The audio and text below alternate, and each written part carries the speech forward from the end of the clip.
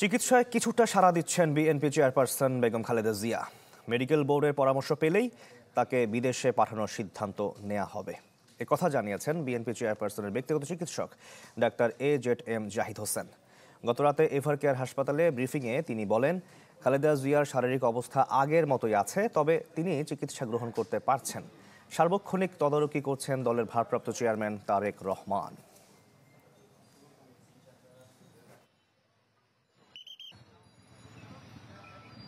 ওনার অবস্থা একই পর্যায়ে আছে এবং এটাকে আমরা ডাক্তারি ভাষায় যদি বলি, অর্থাৎ শি ইজ মেনটেইনিং দি ট্রিটমেন্ট, অর্থাৎ চিকিৎসকরা যে চিকিৎসা দিচ্ছে এই চিকিৎসা উনি গ্রহণ করতে পারছেন।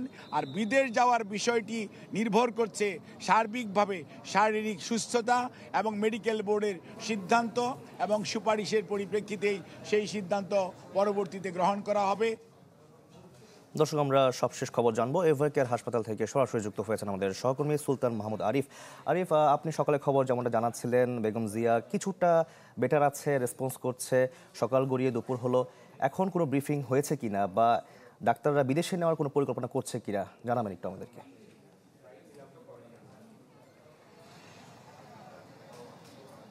সানবিট সব দিবে সামাল।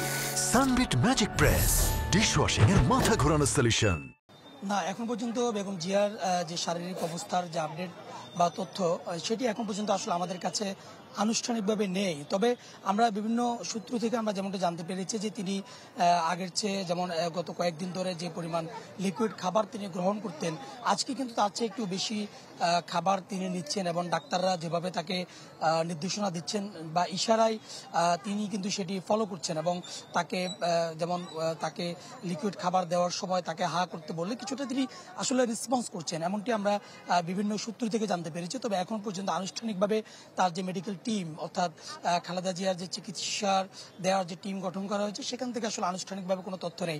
এবং আজকে দুপুর 2টো নাগাদ 2:30 পল্টন, অর্থাৎ পল্টন বিএনপির কেন্দ্রীয় কার্যালয়ে দলটির যে সিনিয়র মহাসচিব রয়েছেন, যুগ্ম মহাসচিব রয়েছেন, তিনি একটি ব্রিফ করবেন। সেখানে বেগম খালেদা জিয়ার শারীরিক অবস্থা নিয়ে সবশেষ তথ্য হয়তো বা সেখানে তিনি জানাবেন, তখন নতুন করে তথ্য দেওয়া যাবে। তবে এখনো পর্যন্ত বলা যায় যে হসপিটাল থেকে এবং এখানে আসা যে নেতাকর্মীরা রয়েছেন তাদের পক্ষ থেকে কোনো রকম তার শারীরিক অবস্থা নিয়ে কোনো আপডেট তথ্য এখন পর্যন্ত দেওয়া হয়নি।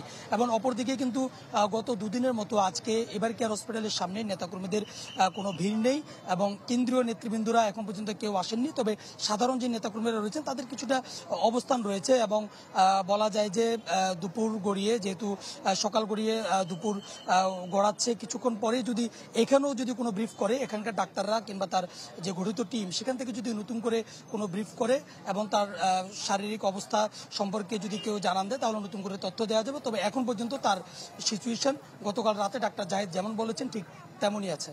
শাকিল জি, ধন্যবাদ আপনাকে। দর্শক, এভারকেয়ার হাসপাতাল থেকে যুক্ত হয়েছিলেন আমাদের সহকর্মী সুলতান মাহমুদ আরিফ।